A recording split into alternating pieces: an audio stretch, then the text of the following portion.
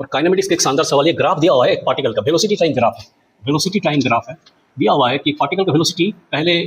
10 metre per second था और 10 second में ये वेलोसिटी इसका 0 हो गया, फिर वेलोसिटी इसका -10 हुआ, फिर -20 हुआ, ठीक है। तो 20 सेकंड में ये -10 हो गया और 30 सेकंड में इसका -20 हो गया। ये पार्टिकल का ग्राफ दिया हुआ है और अब इनमें से आपको करेक्ट ऑप्शन चूज करना है। तो पहला ऑप्शन है the particle has constant acceleration. तो वेलोसिटी टाइम ग्राफ में अगर स्ट्रेट लाइन होता है तो ये कांस्टेंट एक्सेलरेशन होगा, तो ये पहला वाला तो सही है, करेक्ट आंसर, एब्सोल्युटली करेक्ट, ठीक है। और ये रिटार्डेशन होगा और रिटार्डेशन का वैल्यू भी हम लोग निकाल सकते हैं, ये परपेंडिकुलर बाई बेस, परपेंडिकुलर भी 10 है, बेस भी 10 है,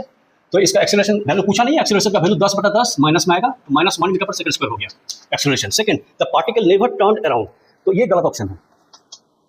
देखिए 0 सेकंड में इसका वेलोसिटी 10 मीटर पर सेकंड था और 10 सेकंड में जाते जाते वेलोसिटी इसका 0 हो गया, 10 सेकंड में इसका वेलोसिटी 0 हो गया,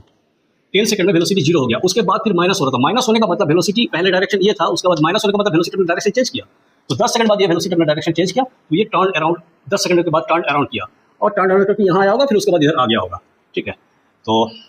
particle has never turned around, ये ऑप्शन गलत है। फिर द पार्टिकल हैज 0 डिस्प्लेसमेंट, ये भी नहीं सही है, क्योंकि ये पार्टिकल 10 सेकंड 0 सेकंड से स्टार्ट किया था, फिर 10 सेकंड, फिर 20 सेकंड, फिर 30 सेकंड तक गया है। तो देखिए 10 सेकंड में तो ये यहाँ पहुंच गया,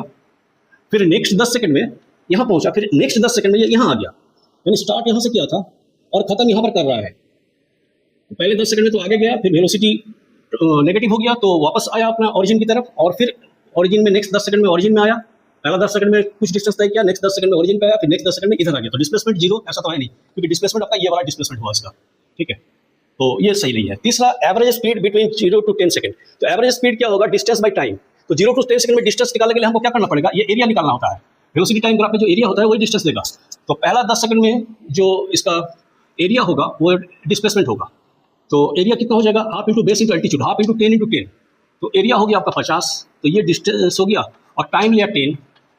तो पहला 10 सेकंड में इसका स्पीड हो गया 5 मीटर पर सेकंड, पहला 10 सेकंड में, और नेक्स्ट 10 सेकंड में फिर पहला 10 सेकंड में ये एरिया डिस्क्राइब किया, नेक्स्ट 10 सेकंड में ये एरिया डिस्क्राइब किया, तो इसका भी एरिया वही होगा, ये 10 है और ये भी 10 है, तो वही half into base into altitude करेंगे, ट्रायंगल का एरिया जो होगा वही हो जाएगा इसका डिस्टेंस, तो डिस्टेंस हो जाएगा 50 और टाइम 0 से लेकर 10 से लेकर 20, टाइम हो गया 10, यानी